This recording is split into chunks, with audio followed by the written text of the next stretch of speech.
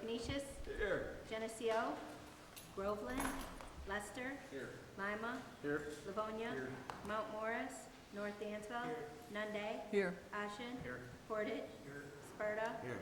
Springwater. Here. West Sparta. Here. York. Here. Shannon, introduction on Thank you, Chairman. Some individuals seek recognition while others simply show up day after day doing the work that keeps an organization moving forward.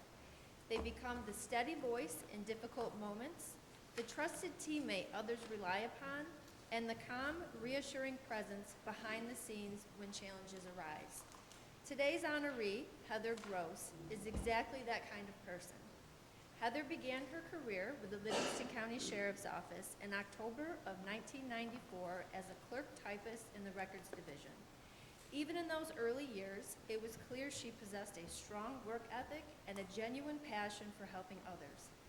In June of 1999, she transitioned into the role of civilian dispatcher in the Communications Bureau, where she found not only her profession, but her calling.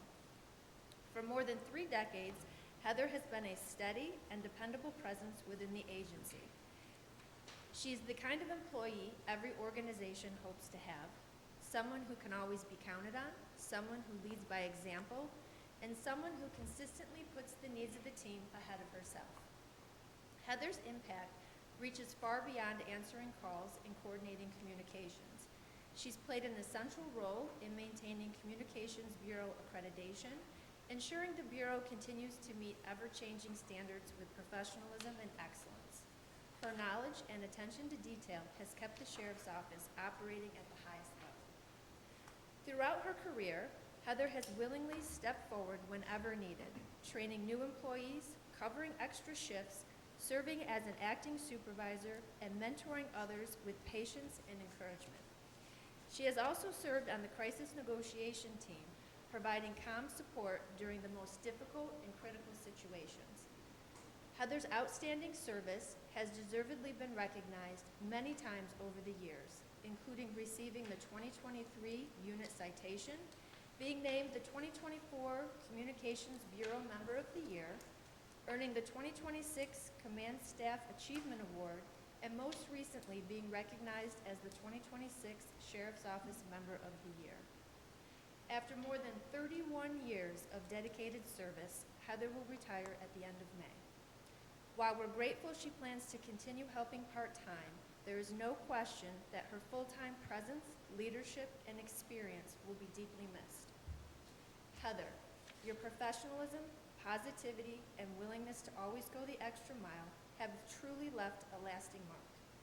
On behalf of Livingston County and the Sheriff's Office, thank you for your remarkable service and your steadfast dedication over the past 31 years. Best wishes on your well-earned retirement. It's my honor to present this month's Distinguished Service Award to Heather Gross.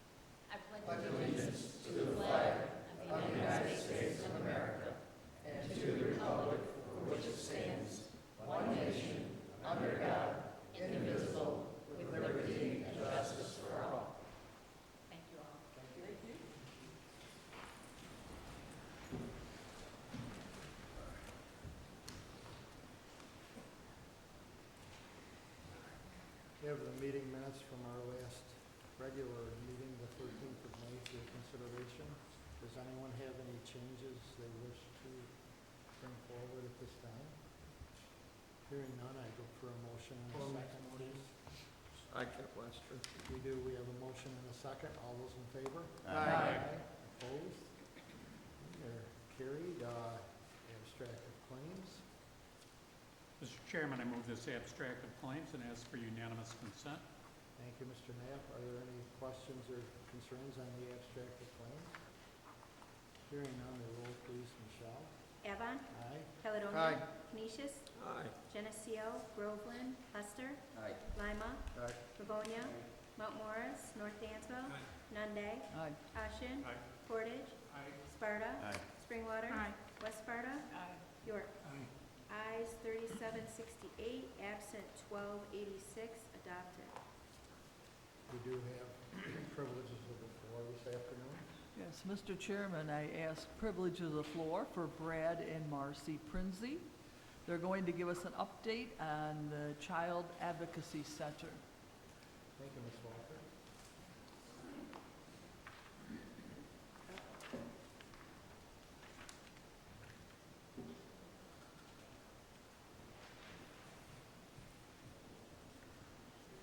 Good afternoon, everybody. It's a privilege to be here. I want to thank you all for inviting us to share today. I can say we're going to get into a little bit of the work we've been doing, but one of the greatest privileges of this work has been the opportunity to partner with our incredible Livingston County agencies, the Livingston County Sheriff's Office, Department of Social Services, the District Attorney's Office. This work would not be done without their partnership and collaboration. So I just want to mention that it has been quite a privilege to do this work alongside of them. We will briefly share a little bit about our background, just because I'm not sure if everybody here is aware. Is there, oh. I can do this. All right. Thank you. So we are Marcy and Brad Prinsey. About a year ago, we launched the Western New York Children's Advocacy Network. It is a nonprofit located here in Livingston County, serving children and families not only in Livingston County, but also across Western New York.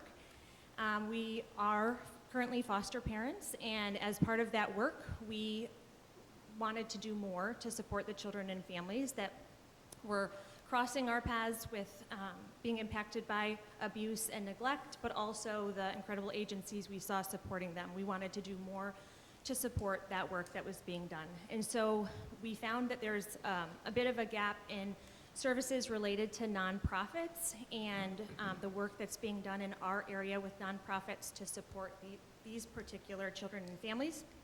So that's what led us to launch this nonprofit. But as part of that work, we didn't want to assume we had the answers based on our own personal experience in terms of where those gaps existed. We wanted to make sure we elevated the voices of the people doing this work on a daily basis. So we set up a number of meetings with local agencies, stakeholders, partners in this work to say, where are the gaps and how can we best support?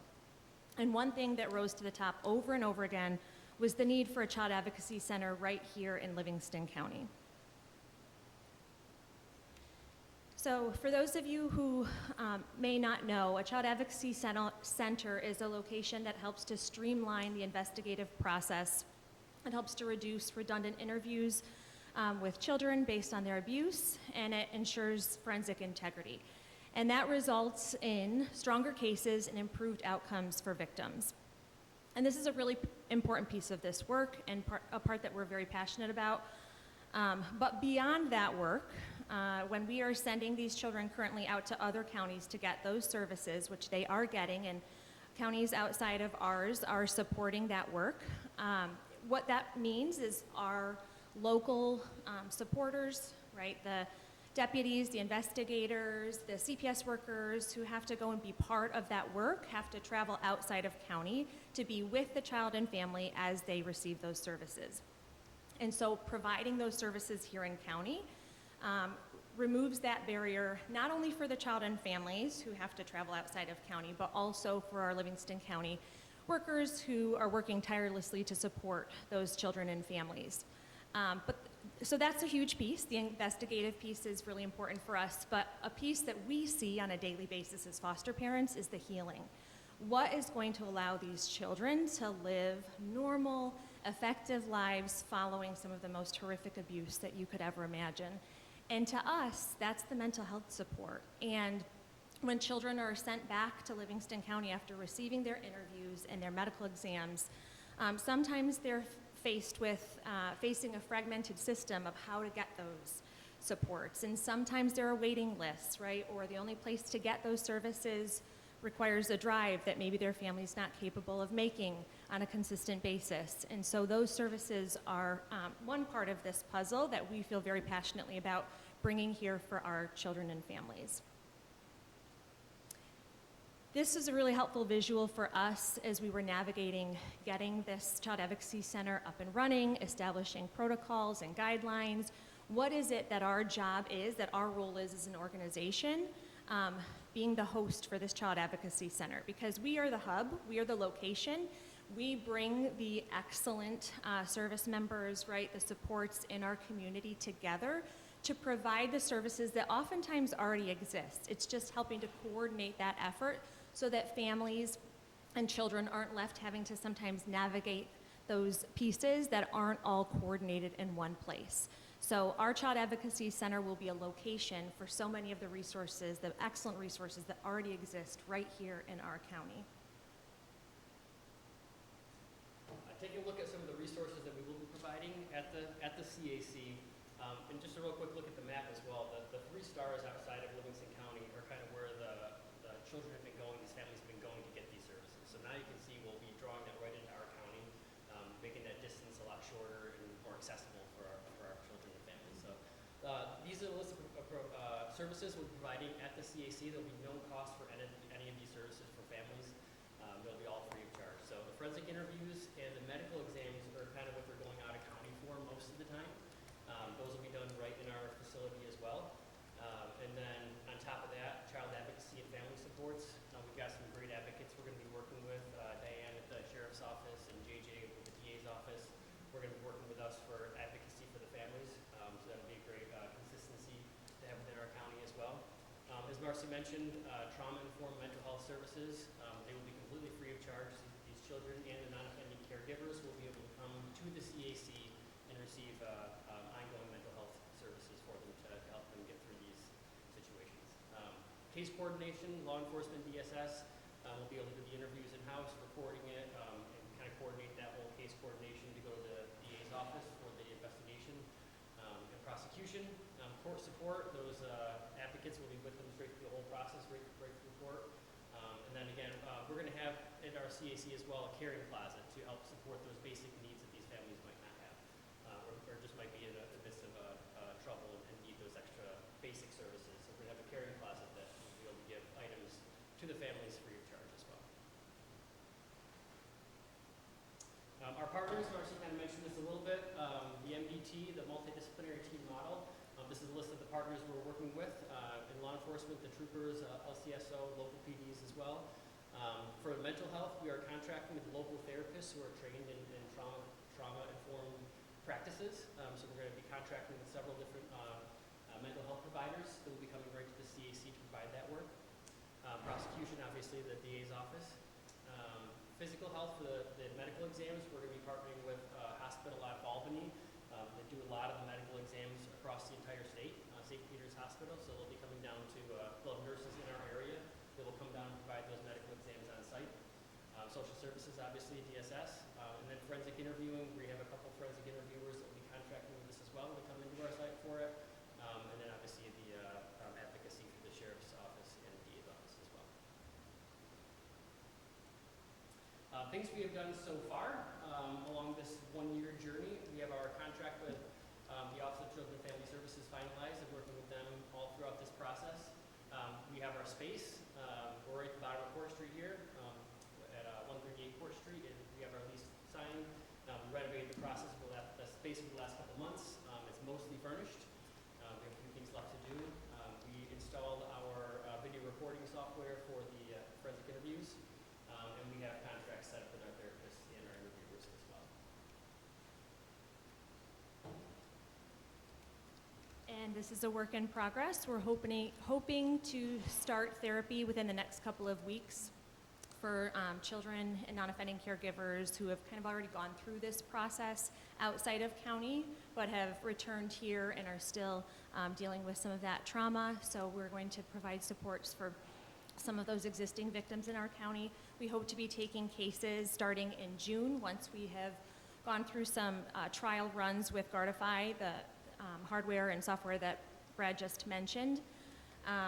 We are finalizing our St. Peter's Health contract. I know Brad mentioned that. The reason we had to go to Albany, we would love to work with providers locally, but it's a very, very specific, specialized credential that you need to provide the SANE exams, and it's a difficult professional to find locally. And so we're working with St. Peter's Health because they do all of the credentialing for that process. We're finalizing our guidelines with all of our partners. We have most of the space furnished, but we have a few pieces left. We have some murals that are being painted throughout the space to keep it very child-friendly by local artists. We also have a Livingston County map that's being painted by students in each of the 10 districts here in Livingston County. And so those art students are painting a representation of their community, and it's going to come together to make one large outline mural of Livingston County.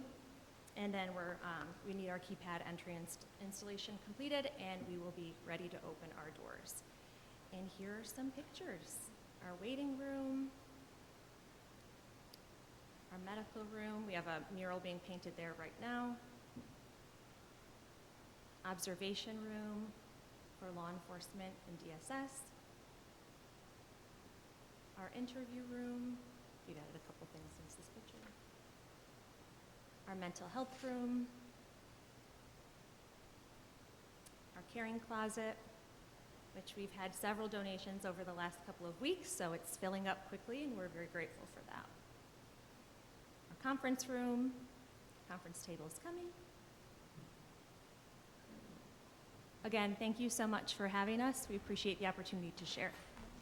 Thank you.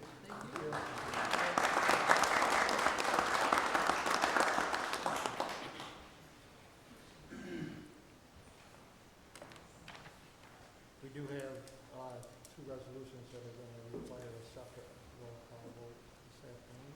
Michelle, please. Mr. Deming, awarding bid for the Livingston County Central Services Department for water tower repair, bid number 2026-14, Pittsburgh Tank and Tower Maintenance Company, Inc. Mr. Chairman, I move this resolution and ask for unanimous consent. Thank you, Mr. Deming. Are there any questions or concerns on this resolution? Hearing none, the roll please, Michelle. Avon, Aye. Caledonia. Aye. Canisius. Aye. Geneseo, Groveland, Lester. Aye. Lima. Aye. Livonia. Mount Morris, North Dansville. Nunde. Aye. Ashen. Aye. Portage. Sparta. Aye. Springwater.